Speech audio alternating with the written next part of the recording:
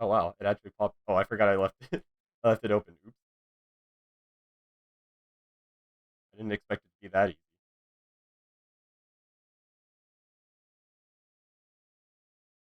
But we're not out of weird console land yet because we're on to Dr. Hauser on the preview.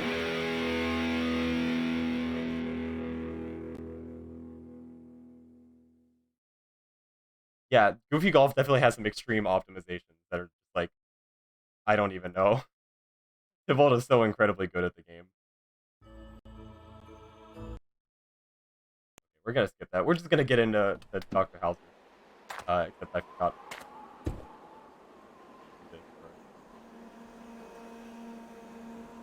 You may have actually seen this game before if you are, damn, if you are a frequent Games Done Quick watcher, because this game was actually featured in an awful Games Done Quick. It was mistakenly featured in awful Games Done Quick in, I believe, 2019.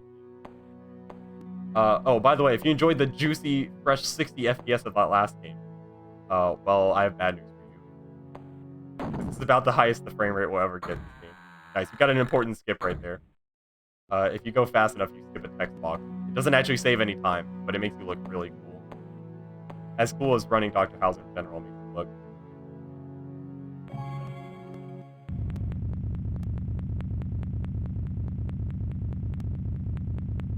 So Dr. Hauser is a very early, I was almost gonna say survival horror, but that's not right. I don't know why I would say that. It's an adventure game with horror elements in it. It is very early, as you can see, and is a 3DO exclusive game, of course.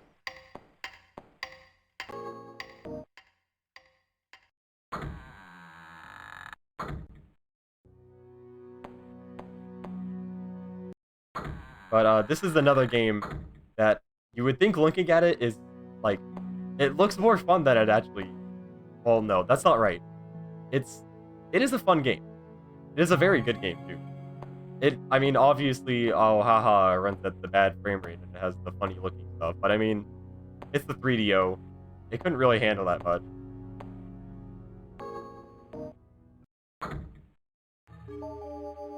But, like, it's actually quite a charming little game.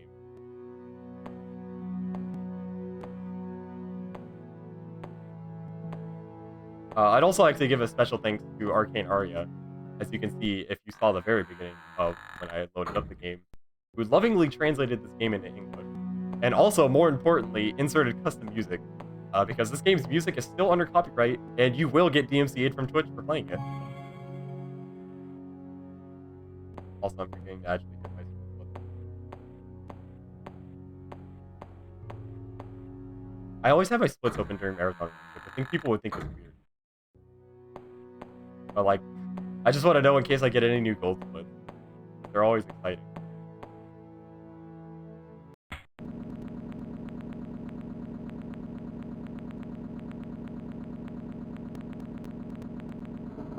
Yeah, as an adventure game speedrun, as you could expect, we're basically going to be doing...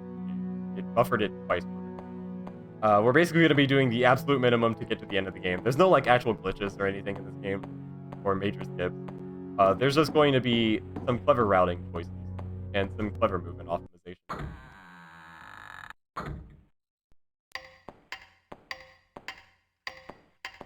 And hopefully not dying as well. There are quite a few ways to die in this game, and some of them are pretty funny.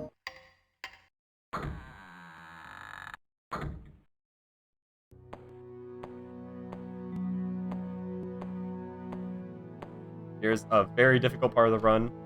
You need to grab the bookcase, not the bookcase, the wardrobe, and pull it back enough that we can get to the door, and then push the table.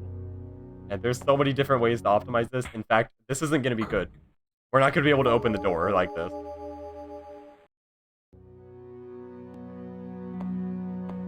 We will actually need to pull this wardrobe back. We literally could not enter the door, even with that much. Our character, whose name I forgot, will literally just tell me, oh, I don't have enough room to get through that. This game is some pretty incredibly stupid set pieces like this. Because naturally, there needs to be a giant rolling boulder.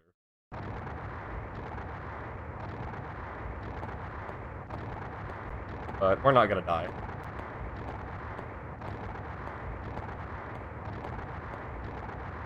At least I hope not. I still have backups in case I die. The reason I made the backups was actually not in case I died, though. It was to show off funny deaths. This table push is also a lot more technical than it looks. You need to be at just the right angle to do that in one push. And that is so much more difficult than it looks.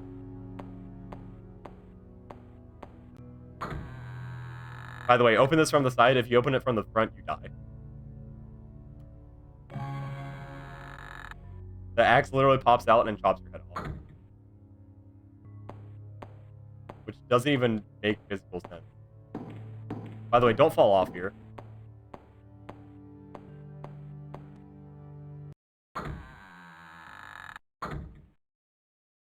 Yeah, this game should have been in the Resident Evil block. I can't believe GDQ mistakenly put it in the awful games block when it was there. This game's not awful.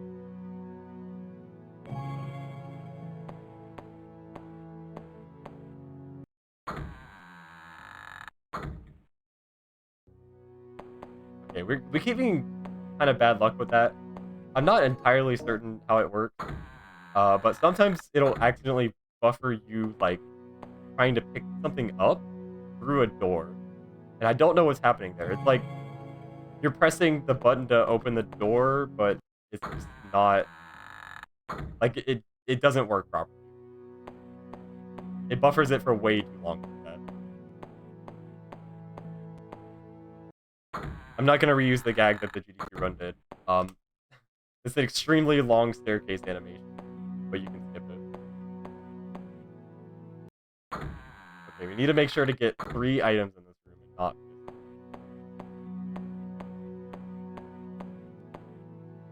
this. Yes, the lighter.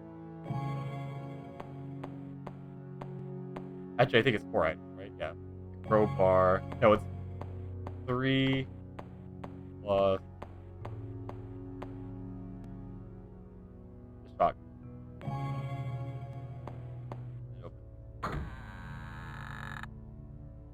It's also an extremely long ladder animation.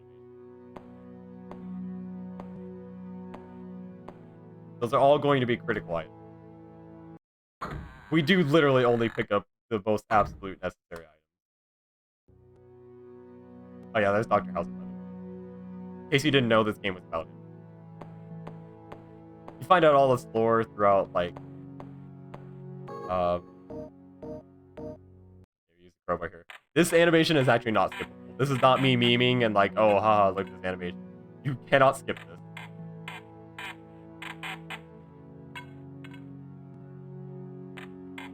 Yeah, there's actually like a bunch of lore about Dr. Hauzer and like everything in game about why he's here, why he's a ghost, random stuff like that. We're not going to be getting any of that because obviously we're not going to be reading any books. Candlestick. For some reason, the candlestick in the menu like lags the game really badly.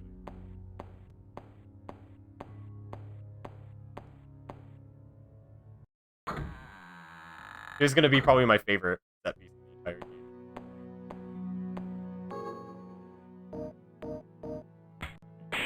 Shotgun. Because they make sure that you see it from every angle. Oh.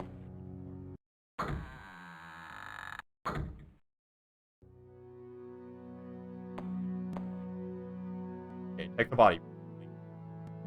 Very awkward because you can't like move and check something at the same time.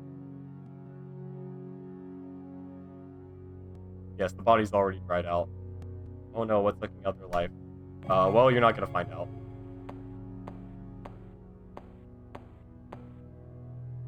Why did... Okay, I meant to pause first. So here's actually going to be the first view change of the run. This game is actually kind of impressive for that. There are 3 selectable camera modes that work in every single point of the entire game. I personally find this easier in first person. But you don't want to get hit by these axes because you will die. I'm actually going to play it a little safe. You can run through and try and skip a cycle on the axes.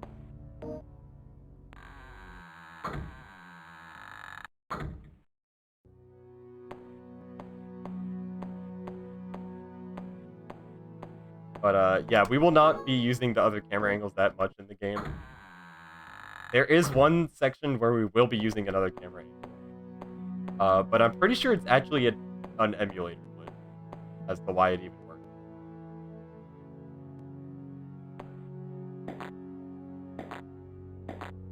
But it actually does save a significant amount of time.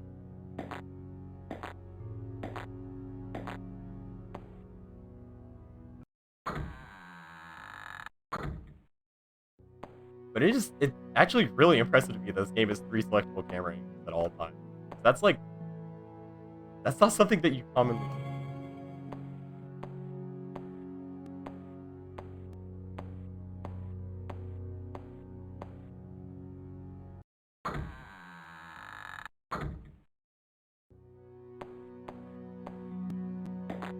Oh, if you run across this gap, you fall. There's a book that hints.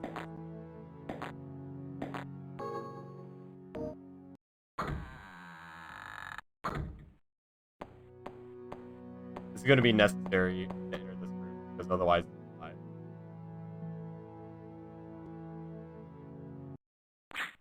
Otherwise, I've never tried this. I'm pretty sure that arrow will shoot out and kill you. I've never once tried it.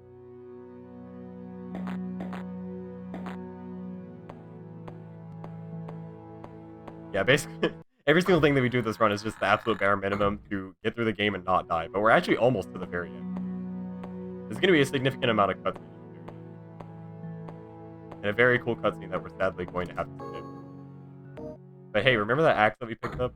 This is the use of the axe. Because I believe it opens this door. Which, yes, of course, most horror cliche of all time. This painting is a door. But here's going to be where we're going to be using other camera angles. Oh, well, literally only the first person one, because the other one lags the game way too much. But, I think this is an emulator glitch. But, very small rooms like this, basically have no lag at all in first person.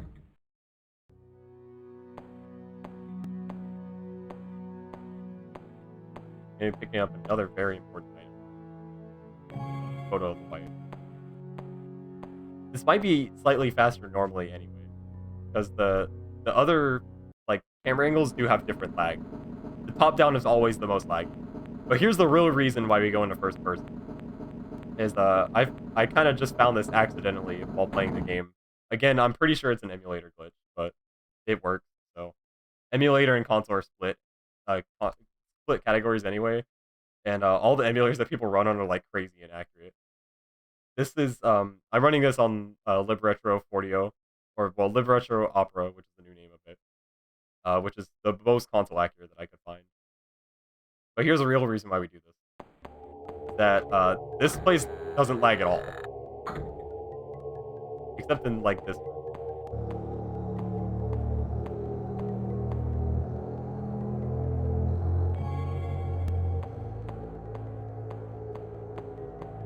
We're almost to the very end. We do get something very cool. That's gonna happen right here.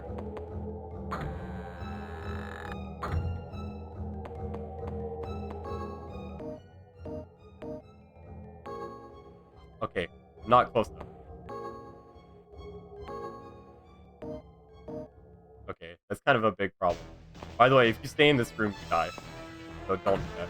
If you're fast enough, you can turn all the way back around to the door before it blows up. I got kind of unlucky with it buffering the use, but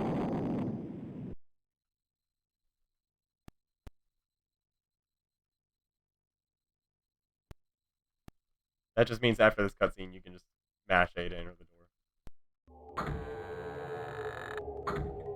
Sadly, we're gonna skip this cutscene, but you do ride this minecart. You get a very fancy pre-rendered cutscene for it.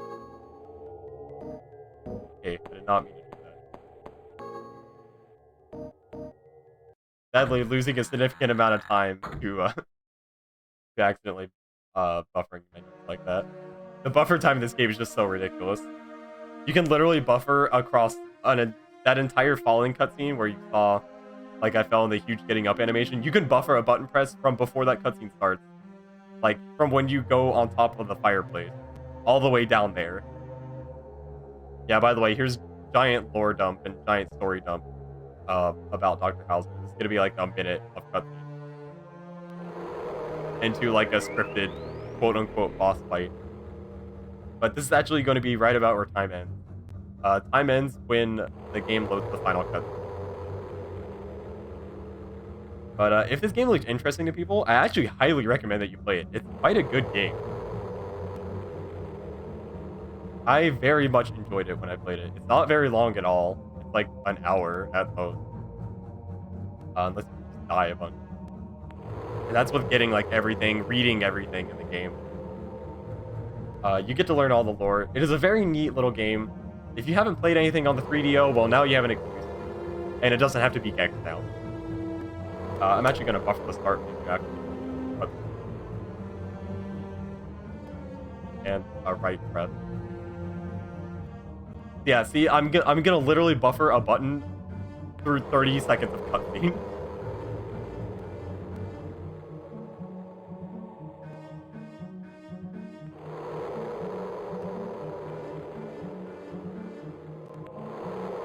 I just realized I ran 2 games in this marathon that came out in 1995.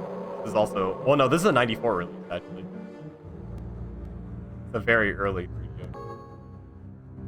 So if you use the photo of the wife, you're invincible. These will not hit you. I'm pretty sure it's not even possible to dodge them otherwise. But... And...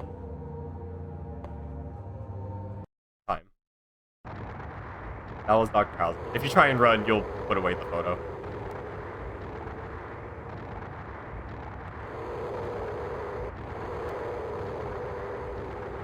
I'll let you enjoy this cutscene. We'll look at a little bit of the minecart cutscene too. The minecart cutscene plays again on the way out. Oh yeah, by the way, cool guys don't look at explosions.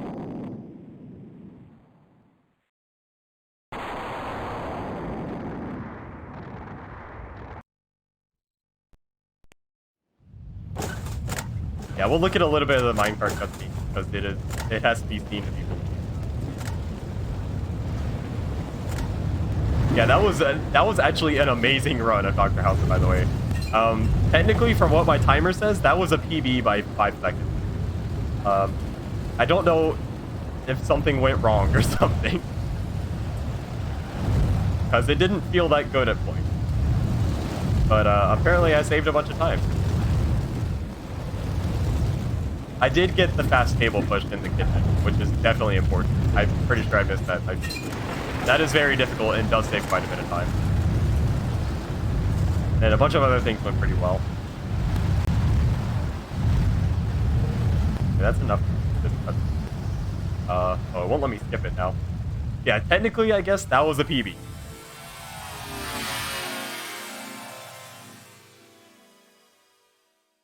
But yeah, that was Dr. Hauser. Again, recommend to play if it looked remotely interesting. If you like adventure games, it's pretty cool. About myself, like I said, I found these 3 games through my challenge called the Speedrun Every System Project. Roll a random console, pick a game on it, speedrun it.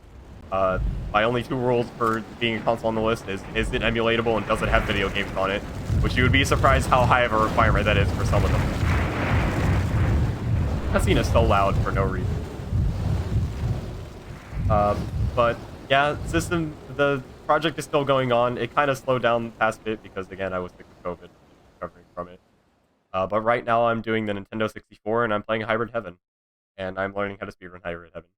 So if that interests you or anything else, any other like questionable games, yeah, you can follow me if you want to see any more like that. Maybe I'll come back to trying to improve Dr. Hauser. Who knows? Skip this. Oh, we can't skip the... Oh, oops. I hit the F button. That's my full screen vine.